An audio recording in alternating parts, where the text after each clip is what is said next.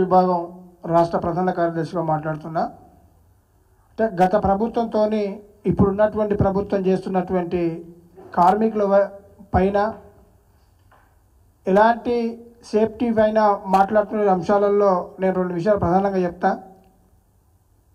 గత ప్రభుత్వంలో నాయన్ నరసింహారెడ్డి గారు కార్మిక శాఖ మంత్రిగా ఉన్నప్పుడు, కేటీఆర్ గారు ఐటీ మంత్రిగా ఉన్నప్పుడు నానక్రామ్ గూడలో ఒక బిల్డింగ్ కూలిపోయి అక్కడ కార్మికులు చిక్కుకొని చనిపోవడం జరిగింది. కొంతమంది శ్రీకాకుళానికి సంబంధించినటువంటి కార్మికులు ఉదయం 6 గంటలకు పోయి, జనరల్గా మంత్రులు ఎట్లుంటారు, ఒక హాఫ్ అన్ అవర్ 1 అవర్ అక్కడ పర్యవేక్షణ చేసుకొని వెళ్ళిపోతారు. ఆ రోజు సంఘటన మేము ప్రత్యక్షంగా చూసింది కార్మిక నాయకులుగా.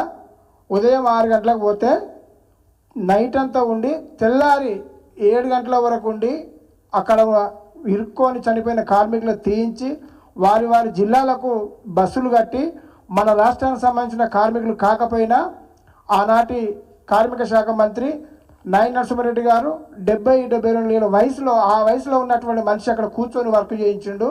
కేటీఆర్ గారు అక్కడే కూర్చున్నారు, చలిలో కూర్చున్నారు. అప్పుడు చలికాలం. ఇక్కడ నానక్రామ్ గూడలో హైదరాబాద్ జరిగిన సంఘటన గుర్తు చేస్తున్న గతాన్ని.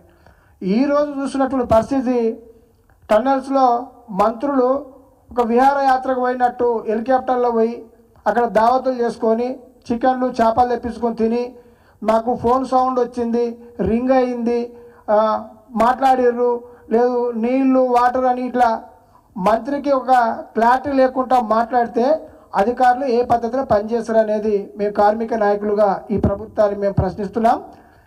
ఎప్పుడు ముఖ్యమంత్రి గారు ఇవన్నిటి కారణం కార్మిక శాఖ మంత్రి లేక కారణమే. ఇలాంటి ఘటనలు అనేకం జరుగుతున్నా ఇప్పటివరకు పట్టించుకోవట్లేడు. కాబట్టి కార్మిక శాఖ మంత్రిని ఏర్పాటు చేయాలి.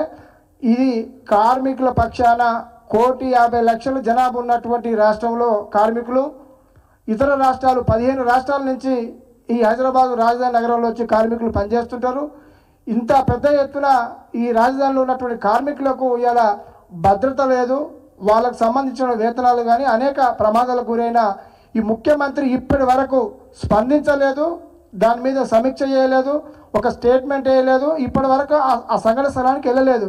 అంటే కార్మికుల పక్షాన నిర్లక్ష్య ధోరణి, కార్మికులు అంటే పట్టింపు లేదు ముఖ్యమంత్రి. కానీ మేము కార్మికుల పక్షాన ముఖ్యమంత్రి గారిని మేము చాలా బాధతో చెప్తున్న విషయం. కాబట్టి తక్షణమే ముఖ్యమంత్రి గారు స్పందించాలి, ఆ కుటుంబాలను కాపాడాలి, ఆదుకోవాలని చెప్పి ఈ సందర్భంగా తెలియజేస్తున్నాం.